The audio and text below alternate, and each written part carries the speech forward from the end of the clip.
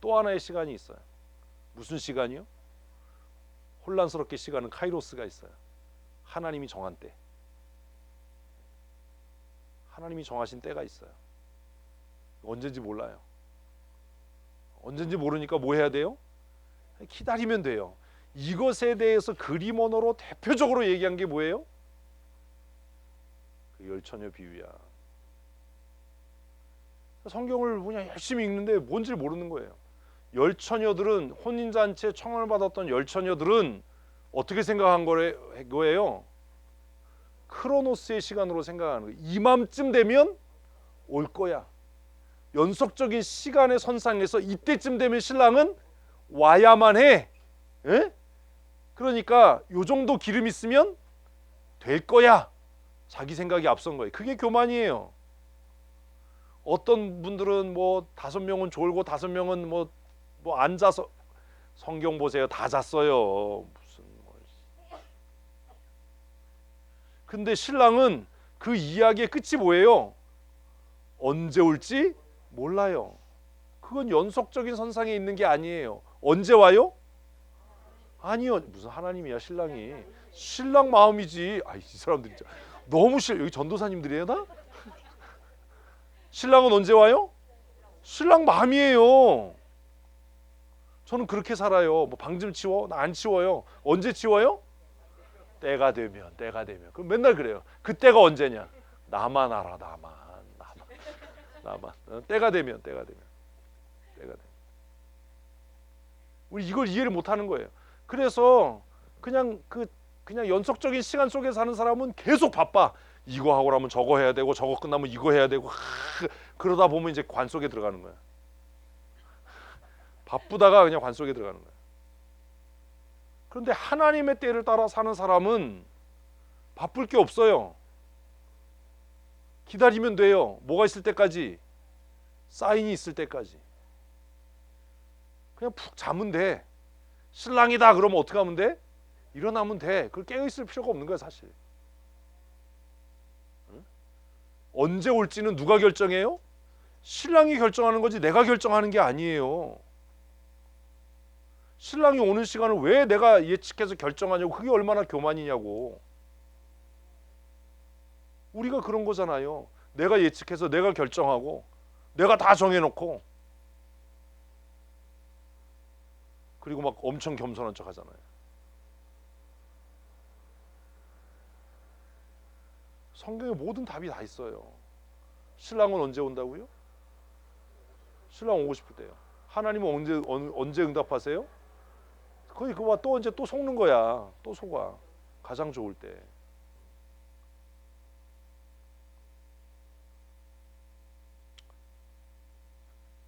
완전 숫자 몇? 크게 완전 숫자 몇? 3? 이거 또 어느 나라에서 왔어? 완전 숫자 몇? 7.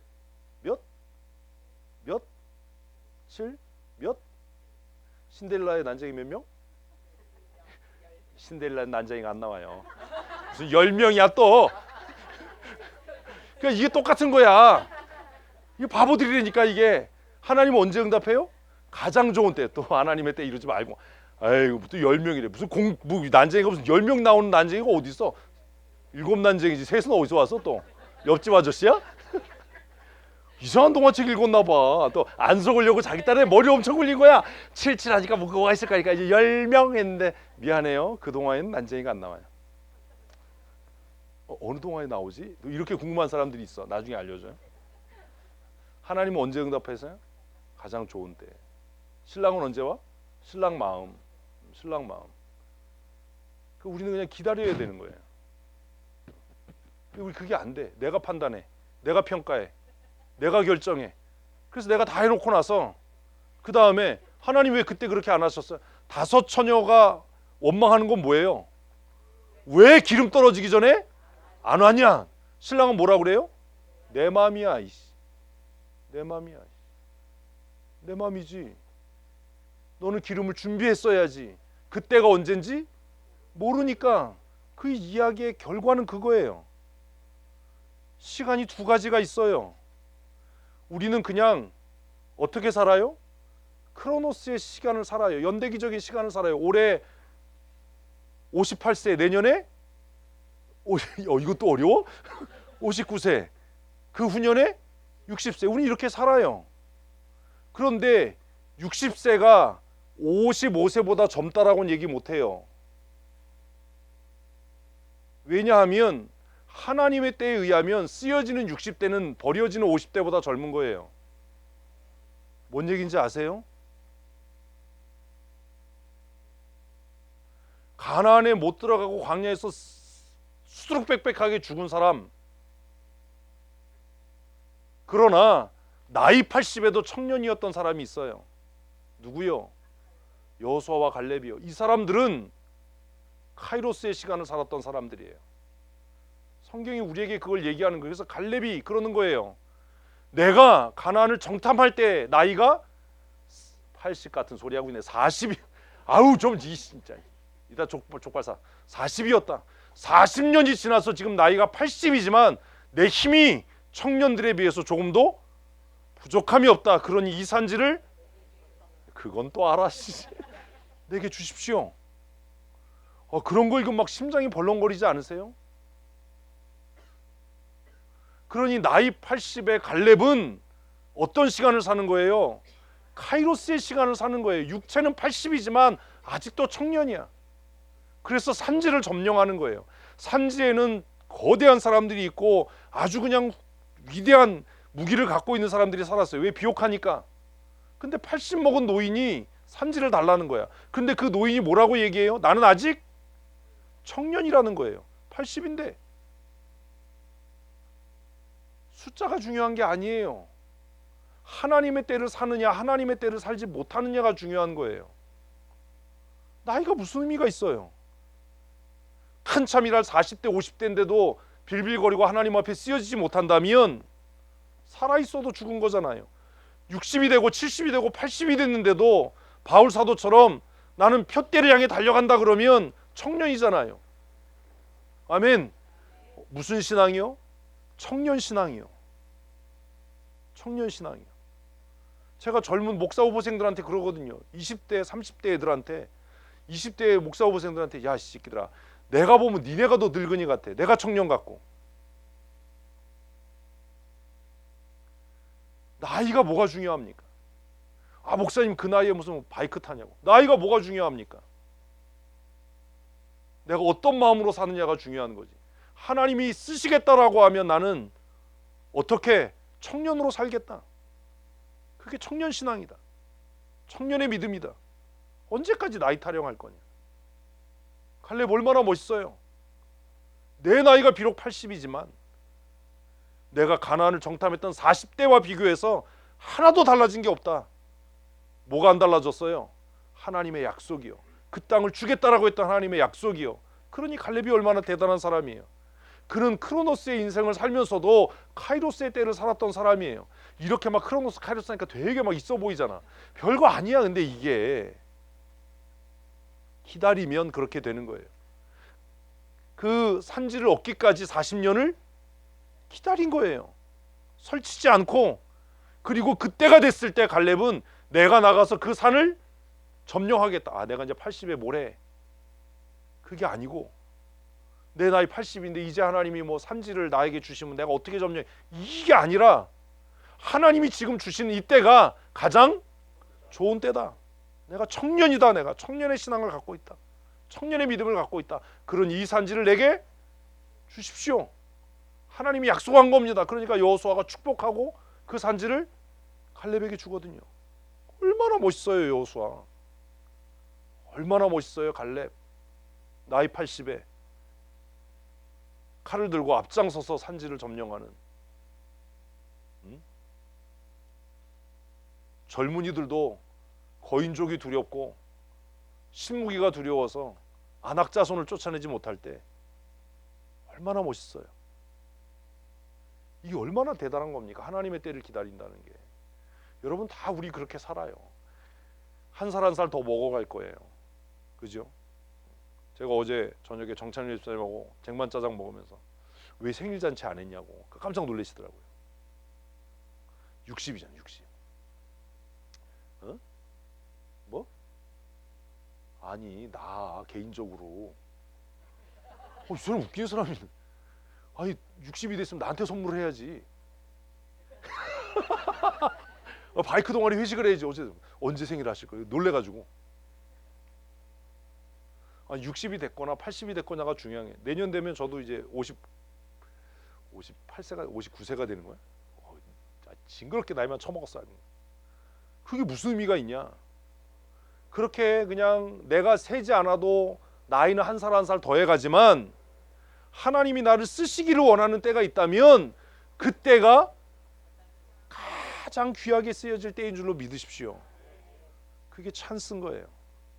하나님이 나를 쓰시고자 할 때. 정창률 집사님 우리 교회에서 있는 동안에 있는 듯 없는 듯 신앙생활 하셨잖아요.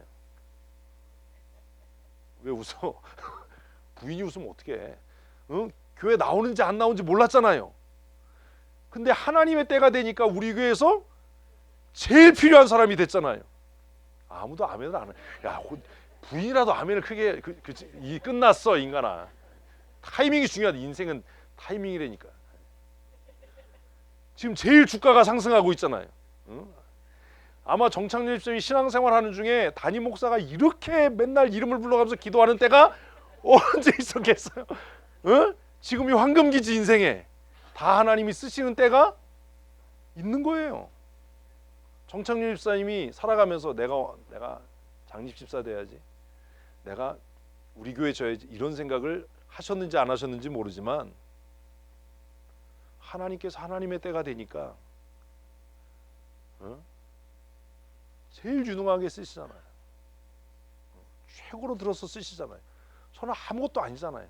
제가 갖고 있는 학위가 무슨 의미가 있어요. 정말 탁월하게 일하시잖아요. 하나님의 때에 하나님이 쓰시잖아요. 그런 고민 해야죠. 우리는 두 가지 시간을 살아요. 어떻게 살 거냐 고민해야 될 겁니다. 시편 묵상하면서 17절까지 다 보지 않지만 성경을 읽는 훈련들을 그렇게 하셔야 됩니다. 그래서 4절까지 보면 여호와를 의지하고 뭐 하지 않으면, 교만하지 않으면, 또 어떻게 하지 않으면 거짓에 치우치지 아니하면 어떻게 된다고요? 복이 있을 거예요. 그럼 그렇게 기도해야죠. 하나님 어떤 삶 살게 해주세요. 복 있는 자의 삶 살게 해주세요. 교만해지지 않게 해주세요. 치우치지 않게 해주세요. 거짓에 치우치지 않게 해주세요. 그리고 제가 서비스로 말씀드린, 하나님 우리가 다 나이 먹어가는 어떤 삶? 크로노스의 시간을 살지만 내가 살아가는 그 시간 속에서 하나님의 때를 만나게 해주십시오. 그 카이로스의 하나님의 때를 그 기회를 만나게 해주십시오. 그래서 하나님 앞에 쓰여지는 그런 인생을 살게 해주십시오. 우리가 그렇게 기도하면 하나님께서 우리 모두를 가장 값지고 가장 귀하게 쓰실 겁니다. 저는 그렇게 될 줄로 믿습니다. 화요일날 저녁에 우리 주일학교 교사들, 진장들 워크숍합니다. 다른 거 없습니다. 말씀을 맡은 사람들의 임무는 말씀을 잘 전하고 가르치는 겁니다. 그러려면 내가 먼저 하나님의 말씀 앞에 겸손하게 엎드려야 합니다. 하나님의 말씀을 듣지 못한다면 가르칠 수 없고 전할 수 없기 때문입니다. 그리고 말씀을 들었다면 전해야 되고 가르쳐야 하는 겁니다. 2021년에 두 가지 부흥 말씀드렸는데 우리가 이루어야 할 첫 번째 부흥, 무슨 부흥이요? 기도 부흥입니다. 우리가 이루어야 할 두 번째 부흥은 말씀의 부흥입니다. 그리고 우리가 이루어야 할 세 번째 부흥은 양적인 부흥입니다. 무슨 부흥이요? 양적인 부흥이요. 양적인 부흥. 새해에 우리 교회가 기도로 부흥하고 말씀의 부흥이 있고 또 믿는 자의 수가 더해지는 그런 한 해가 될 줄로 믿습니다. 기도하시겠습니다. 하나님, 하나님의 말씀을 읽고 묵상할 때마다 깨닫게 하시고 참아 인내하며 기다려 하나님의 때에 하나님의 손에 붙잡힌 바 되어 쓰여지는 믿음의 사람이 되게 하여 주시옵소서. 교회의 머리 되신 우리 구주 예수 그리스도의 크신 은혜와 아버지 하나님의 그 놀라우신 사랑하심과 성령님의 교통하시고 충만케 하신 은혜와 역사하심이 오늘 주 앞에 나와 기쁨으로 예배하고 돌아가는 지난 1년 동안 영과 진리로 하나님을 거룩하게 예배한 모든 성도들 머리머리 위에와 그들의 가정과 그들의 자녀 위에 영원토록 함께 있을지어다. 아멘.